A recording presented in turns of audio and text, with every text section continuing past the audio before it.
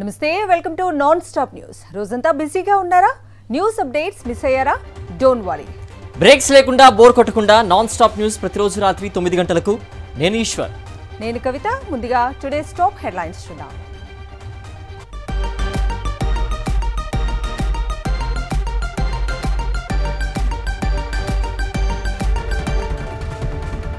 మూడోసారి ప్రధానిగా నరేంద్ర మోదీ ప్రమాణం. 72 మందితో ఎన్డీఏ కొంత మంత్రివర్గం.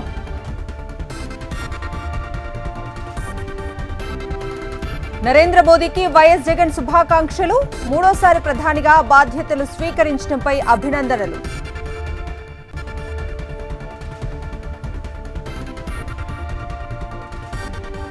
ఏపీ నుంచి 3, తెలంగాణ నుంచి 2. కేంద్ర కేబినెట్లో తెలుగు రాష్ట్రాలకు పెద్దపీట.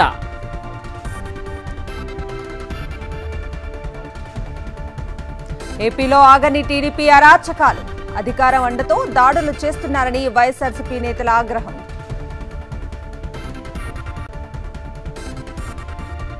టీ20 వరల్డ్ కప్ లో టాస్ గెలిచి బౌలింగ్ ఎంచుకున్న పాక్. భారత బ్యాటింగ్ కు వర్షం అంతరాయం.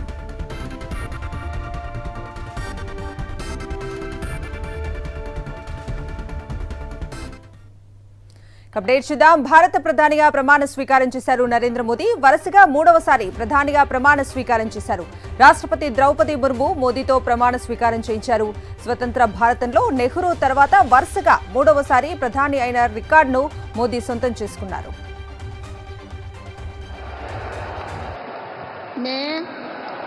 मैं नरेंद्र दामोदर दास मोदी ईश्वर की शपथ लेता हूं कि मैं विधि द्वारा स्थापित भारत के संविधान के प्रति सच्ची श्रद्धा और निष्ठा रखूंगा। मैं भारत की प्रभुता और अखंडता अक्षुण्ण रखूंगा। मैं संघ के प्रधानमंत्री के रूप में अपने कर्तव्यों का श्रद्धापूर्वक और शुद्ध अंतःकरण से निर्वहन करूंगा तथा मैं भय या पक्षपात, अनुराग या द्वेष के बिना सभी प्रकार के लोगों के प्रति संविधान और विधि के अनुसार न्याय करूंगा। मैं नरेंद्र दामोदर दास मोदी ईश्वर की शपथ लेता हूं कि जो विषय संघ के प्रधानमंत्री के रूप में मेरे विचार के लिए लाया जाएगा अथवा मुझे ज्ञात होगा, उसे किसी व्यक्ति या व्यक्तियों को तब के सिवाय जबकि प्रधानमंत्री के रूप में अपने कर्तव्यों के सम्यक निर्वहन के लिए ऐसा करना अपेक्षित हो, मैं प्रत्यक्ष अथवा अप्रत्यक्ष रूप से संसूचित या प्रकट नहीं करूंगा।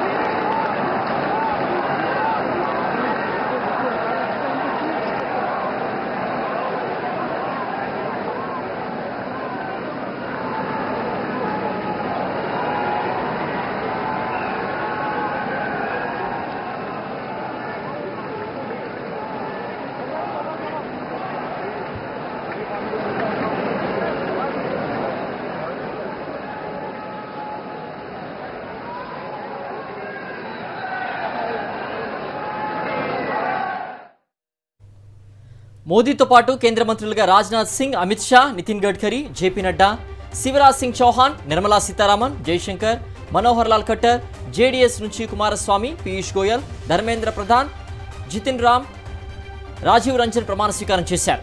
వీరందరితో రాష్ట్రపతి ద్రౌపది ముర్ము ప్రమాణ స్వీకారం చేయించారు.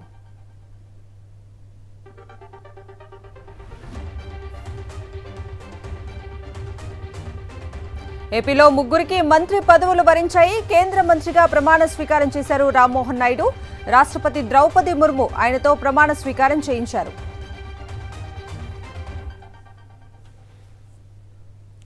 తెలంగాణ నుంచి కిషన్ రెడ్డికి కేంద్ర మంత్రి పదవి వరించింది. రాష్ట్రపతి భవన్లో కేంద్ర మంత్రిగా ప్రమాణ స్వీకారం చేశారు కిషన్ రెడ్డి. ప్రమాణ స్వీకారం అనంతరం రాష్ట్రపతికి, ప్రధాని మోదీకి ధన్యవాదాలు తెలిపారు.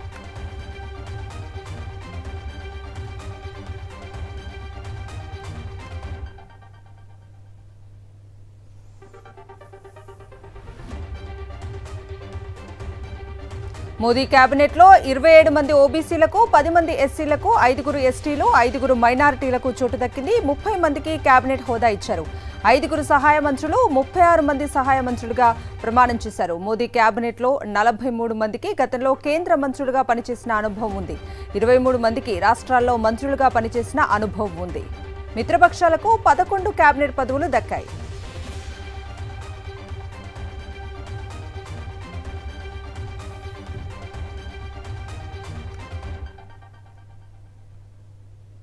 ప్రధాని మోదీ ప్రమాణ స్వీకార మహోత్సవంలో పలు దేశాధినేతలు, రాజకీయ, వ్యాపార రంగాల ప్రముఖులు పాల్గొన్నారు. బంగ్లాదేశ్ ప్రధాని షేక్ హసీనా, మాల్దీవుల అధ్యక్షుడు ముయిజ్జీతో పాటుగా నేపాల్, భూటాన్ దేశాల అధినేతలు పాల్గొన్నారు. పలు రాష్ట్రాల ముఖ్యమంత్రులతో పాటు టీడీపీ అధినేత చంద్రబాబు, పవన్ కళ్యాణ్, నితీష్ కుమార్ రాష్ట్రపతి భవన్కు మోదీ ప్రమాణ స్వీకారానికి హాజరయ్యారు. అలాగే ముఖేష్ అంబానీ, అదానీ, రజనీకాంత్ సహా పలువురు సినీ రంగ ప్రముఖులు మోదీ ప్రమాణ స్వీకార మహోత్సవంలో పాల్గొన్నారు.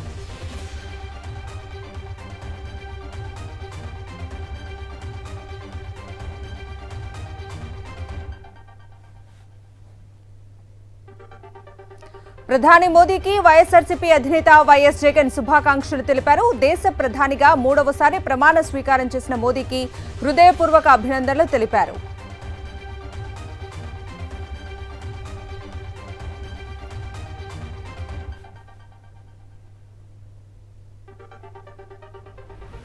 బండి సంజయ్కు కేంద్ర కేబినెట్లో చోటు దక్కడంతో కరీంనగర్లో సందడి వాతావరణం నెలకొంది. బండి సంజయ్ కుటుంబ సభ్యులు సంబరాలు చేసుకున్నారు. బీజేపీ శ్రేణులు బాణాసంచా కాల్చుతూ సందడి చేశారు. బండి సంజయ్ కుటుంబం అంతా డాన్సులు చేస్తూ సందడి చేశారు.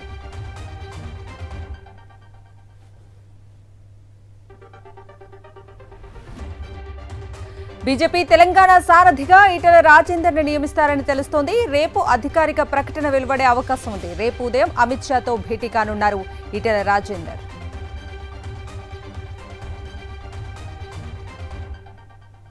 కేంద్ర మంత్రివర్గంలో జనసేనకు ఛాన్స్ దక్కలేదు. తొలి విడతలో టీడీపీ, బీజేపీ ఎంపీలకు మాత్రమే కేబినెట్లో బెర్త్ ఖరారైంది. జనసేన 2 ఎంపీలతో ఎవరికీ అవకాశం దక్కలేదు. భాగస్వామ్య పార్టీలకు సంఖ్యాబలం ఆధారంగా మంత్రి పదవులు దక్కాయి. ఏపీ నుంచి టీడీపీ ఎంపీలు రామ్మోహన్ నాయుడు, పెమ్మసాని చంద్రశేఖర్, బీజేపీ ఎంపీ శ్రీనివాస్ వర్మకు మంత్రివర్గంలో చోటు దక్కింది.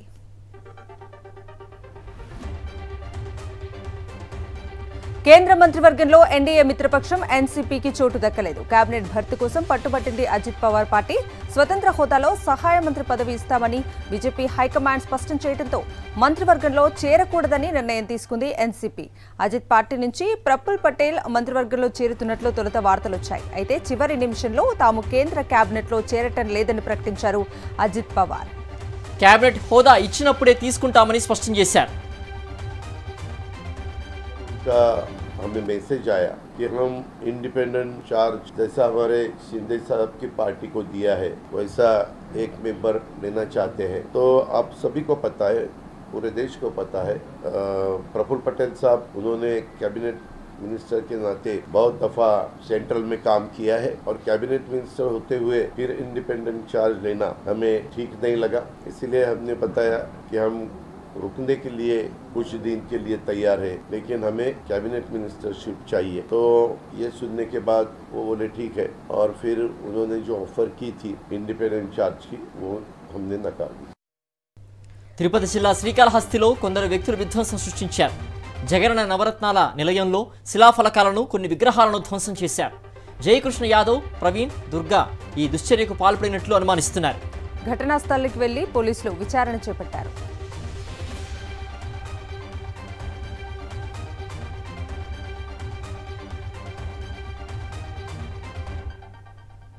నంద్యాల జిల్లా బనగానపల్లె నియోజకవర్గంలో టీడీపీ నాయకుల కవ్వింపు చర్యలు ఆగటం లేదు. వైఎస్ఆర్సీపీ నేతలను టార్గెట్ గా చేసుకుని ఇబ్బందులకు గురి చేస్తున్నారు.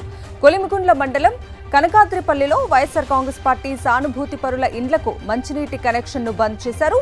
ఇదేంటని అడిగిన వారితో గొడవలకు దిగారు. పోలీసులు అధికార యంత్రాంగం కూడా టీడీపీ నేతల కవ్వింపు చర్యల్ని అడ్డుకోకుండా చోద్యం చూస్తున్నారు. దీంతో వారి తీరుపై స్థానికులు మండిపడుతున్నారు.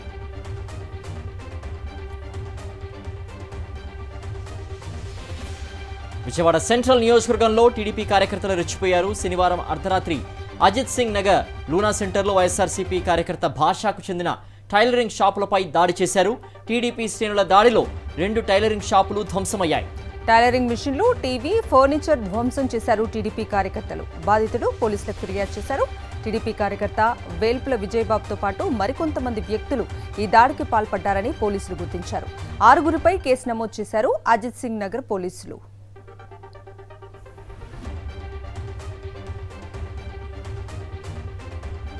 కాకినాడ జిల్లా పిఠాపురం నియోజకవర్గంలో టీడీపీ జనసేన మధ్య విభేదాలు మరోసారి బయటపడ్డాయి. తాటిపర్తి గ్రామంలో ఇరు పార్టీల మధ్య ఆధిపత్య పోరు నెలకొంది.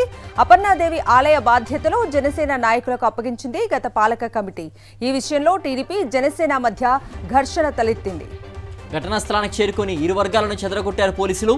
పవన్ గెలుపు కోసం పనిచేస్తే జనసేన అవమానిస్తోందంటూ టీడీపీ నేతలు మండిపడ్డారు. జనసేన దుశ్చర్యలని జనం చూస్తున్నారని విమర్శించారు. ఆలయ తాళాలు గ్రామ కమిటీకి ఇవ్వాలని డిమాండ్ చేశారు. పొత్తు ధర్మాన్ని పాటించి తెలుగుదేశం పార్టీ జనసేన ఐకమత్యంగా ఎస్విఎస్ఎన్ వర్మ గారి ఆధ్వర్యంలో ఎంతో కష్టపడి ఈ ఉమ్మడి కార్యక్రమాన్ని స్వీకరిస్తూ ఇప్పుడు దాకా కార్యక్రమాలు చేయడం జరిగింది. మేము పొత్తు ధర్మంగా జనసేన పార్టీకి 100కి 150 శాతం కూడా మేము పవన్ కళ్యాణ్ గారికే చేశాం. అటువంటి మమ్మల్ని ఈవేళ నీచాతి నీచంగా చూసి మాకేమీ చెప్పకుండా ఇక్కడ ఉన్నటువంటి తాళాల బుక్లు ఆ గతంలో ఉన్నటువంటి కమిటీ నెంబర్లు వాళ్ళకి ఇవ్వడం జరిగింది. అంబేద్కర్ కోనసీమ జిల్లా కె గంగవరం మండలం ఎర్రపోతవరంలో రాజ్యాంగ నిర్మాత అంబేద్కర్ విగ్రహానికి అవమానం జరిగింది.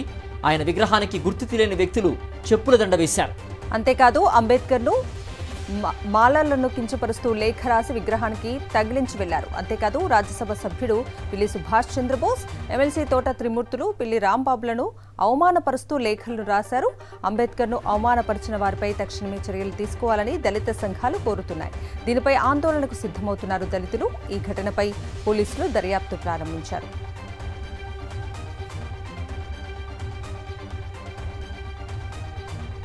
వైఎస్ఆర్సీపీ కార్యకర్తలపై టీడీపీ నాయకులు దాడులు చేయడం సరికాదన్నారు పాణ్యం మాజీ ఎమ్మెల్యే కాటసాని రాంభూపాల్ రెడ్డి. ప్రతి వైఎస్ఆర్సీపీ కార్యకర్తకు అండగా ఉంటామని భరోసా ఇచ్చారు. నియోజకవర్గాన్ని ఎంతో అభివృద్ధి చేసినా ఓటమి చెందడం బాధాకరమన్నారు కాటసాని రాంభూపాల్ రెడ్డి. గెలుపు ఓటములు సర్వసమాధానం. నేను ఈ 5 సంవత్సరాలు ఎమ్మెల్యే గెలిచిన తర్వాత నా పర్సనల్ లైఫ్ను, నా ఫ్యామిలీ లైఫ్ను మొత్తం టోటల్గా కూడా గడప గడప తప్ప ప్రజల కోసం తప్ప ఏమాత్రం కూడా కనీసం ప్రజలను అనునిత్యం ప్రజలకు అందుబాటులోని చేయడం అనేది నేను చేయడం జరిగింది. దానికి కూడా నేను ఇప్పుడు బాధపడడం లేదు. ఓటమి గెలుపు దైవాధీనం. నేను ఒకటే నా నియోజకవర్గం నుండే ప్రజలకు, నా నాయకులకు, నా కార్యకర్తలకు నేను ఒకటే విజ్ఞప్తి చేస్తున్నాను. రాంభూపాల్ రెడ్డి ఎప్పుడూ మీకోసం ఖచ్చితంగా పనిచేస్తాడు, మీకోసం అందుబాటులో ఉంటాడు. తెలంగాణలో గ్రూప్ 1 ప్రిలిమ్స్ పరీక్ష ముగిసింది. మొత్తం 31 జిల్లాల్లోని 897 పరీక్షా కేంద్రాల్లో ఉదయం 10:30 గంటలకు ఎగ్జామ్ ప్రారంభమై మధ్యాహ్నం 1 గంటకు పరీక్ష ముగిసింది. 10 గంటల తర్వాత 1 నిమిషం ఆలస్యంగా వచ్చిన అభ్యర్థులను పరీక్షా కేంద్రంలోకి అనుమతించలేదు. దీంతో చాలా మంది నిరాశతో వెనుదిరిగారు. పరీక్షా కేంద్రాల వద్ద 144 సెక్షన్ను అమలు చేశారు. రాష్ట్ర ప్రభుత్వ శాఖల్లోని 563 గ్రూప్ 1 ఉద్యోగ ఖాళీల భర్తీ కోసం ఈ పరీక్ష నిర్వహించారు. మొత్తం 4 లక్షల మందికి పైగా అభ్యర్థులు దరఖాస్తు చేసుకున్నారు.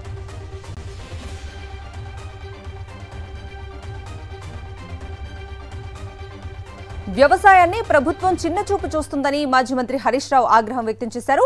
వడ్లకు 500 రూపాయల బోనస్ ఇస్తామని రైతులను ఎన్నికలప్పుడు ఊరించి ఇప్పుడు మోసం చేశారని మండిపడ్డారు. రైతులకు విత్తనాలు అందించలేని స్థితిలో ప్రభుత్వం ఉందన్నారు. సిద్దిపేట జిల్లా అక్కన్నపేట గ్రామంలో ఆయిల్ ఫామ్ క్రాప్ ను మాజీ మంత్రి హరీష్ రావు ప్రారంభించారు. నర్మెట్టలో 300 కోట్లతో చేపట్టిన ఆయిల్ ఫామ్ ఫ్యాక్టరీ పనుల తుది దశను చేరుకున్నాయని చెప్పారు. ఆల్రెడీ వర్షాలు పడతా ఉన్నాయి. జూన్ 9వ తేదీ ఇవాళ. మరి రాష్ట్ర ప్రభుత్వం రైతు బంధు విషయంలో ఇప్పటికీ ఏమీ మాట్లాడతలేదు. గతంలో కేసీఆర్ గారి ప్రభుత్వం ఉన్నప్పుడు వాన చినుకుపడగానే రైతు బంధు పైసలు పడుడు స్టార్ట్ అవుతుండే. వాన చినుకుపడ్డదంటే రైతు బంధు బ్యాంకులలో పడుతుండే, రైతుల ఫోన్లు టింగు టింగున మోగుతుండే. మరి ఇవాళ 9వ తారీఖు వచ్చిన ఈ ప్రభుత్వం రైతు భరోసా అన్నారు, ఎకరానికి 15,000 ఇస్తామన్నారు, ఇంకా 5,000 ఎక్కువ ఇస్తామన్నారు. మరి అవి ఎప్పుడు ఇస్తారు అనేటువంటిది నేను అడుగుతా ఉన్నా. ఎన్నికలకు ముందు రామజపం చేసిన బీజేపీ అయోధ్య ఉన్న ఫైజాబాద్ నియోజకవర్గంలో ఓడిపోయిందన్నారు ఎమ్మెల్యే కడియం శ్రీహరి. దేశంలో బీజేపీకి ఆశించిన ఫలితాలు రాలేదన్నారు. అయినా ఆ పార్టీ నేతలు ఎగిరెగిరి పడుతున్నారని ఎద్దేవా చేశారు. ప్రధాని మోదీ 10 ఏళ్ల పాలనలో ప్రజలు అభిమానం కోల్పోయారని విమర్శించారు. దేశవ్యాప్తంగా బీజేపీకి ఓట్లు సీట్లు తగ్గాయన్నారు. అయోధ్యలో రామ మందిరం కట్టారో ఆ అయోధ్య ప్రాంతం వచ్చే ఫైజాబాద్ పార్లమెంట్లో భారతీయ జనతా పార్టీ ఓడిపోయింది. అంటే రాముడు కూడా వాళ్ళను రక్షించలేకపోయాడు. రాముడిని ఒక ఎన్నికలుగా అస్త్రంగా వాడుతున్నారు. అది తప్పు అని మనం చెప్పాము. ప్రజల తీర్పు కూడా అదే రకంగా ఉంది అని చెప్పి నేను ఈ సందర్భంగా తెలియజేస్తున్నాను. హైదరాబాద్ లో చేప మందు పంపిణీ ప్రశాంతంగా సాగింది. ఆస్తమా రోగులకు కోసం ప్రతి ఏటా మృగశిర కార్తె రోజు బత్తిని సోదరులు చేప మందు పంపిణీ చేయటం ఆనవాయితీగా వస్తోంది. ఈసారి కూడా చేప మందు పంపిణీకి ఎలాంటి ఇబ్బందులు లేకుండా పూర్తయింది. నాంపల్లి ఎగ్జిబిషన్ గ్రౌండ్ లో 32 కౌంటర్ల ద్వారా చేప మందును పంపిణీ జరగగా దీనికోసం జనం క్యూ కట్టారు. తెలుగు రాష్ట్రాల నుంచి కాకుండా ఢిల్లీ, హర్యానా, ఛత్తీస్గఢ్, యూపీ, బీహార్, మహారాష్ట్ర తదితర రాష్ట్రాల నుంచి చేప మందు కోసం జనం తరలివచ్చారు.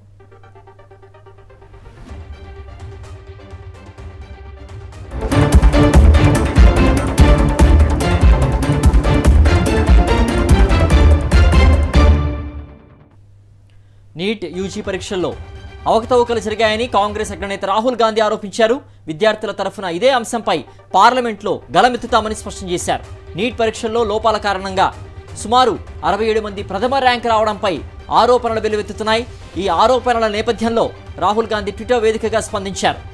మోదీ మూడవసారి ప్రధానిగా ప్రమాణ స్వీకారం చేయకముందే నీట్ పరీక్షల కారణంగా 24 లక్షల మంది విద్యార్థులు వారి కుటుంబాలను నాశనం చేశారు. ఒకే పరీక్షా కేంద్రంలోని 6 మంది విద్యార్థులు గరిష్ట మార్కులతో పరీక్షలో ప్రథమ స్థానాన్ని దక్కించుకున్నారని, చాలా మంది విద్యార్థులకు టెక్నికల్ గా సాధ్యం కాని విధంగా మార్కులు వచ్చాయన్నారు. అదెలా సాధ్యమవుతుందని ప్రశ్నించారు రాహుల్. అయినప్పటికీ నీట్ పేపర్ లీక్ అయిందని కేంద్రం ఒప్పుకోవటం లేదని ఆగ్రహం వ్యక్తం చేశారు. లోక్సభలో ఈ అంశాన్ని లేవనెత్తుతానని అన్నారు రాహుల్ గాంధీ.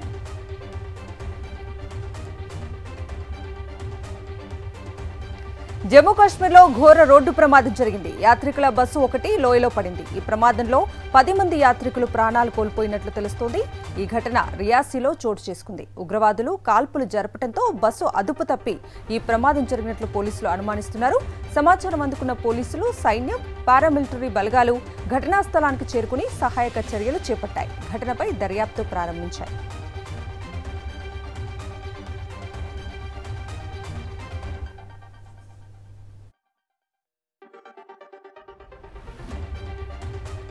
ఇవి బులెటిన్ అప్డేట్స్.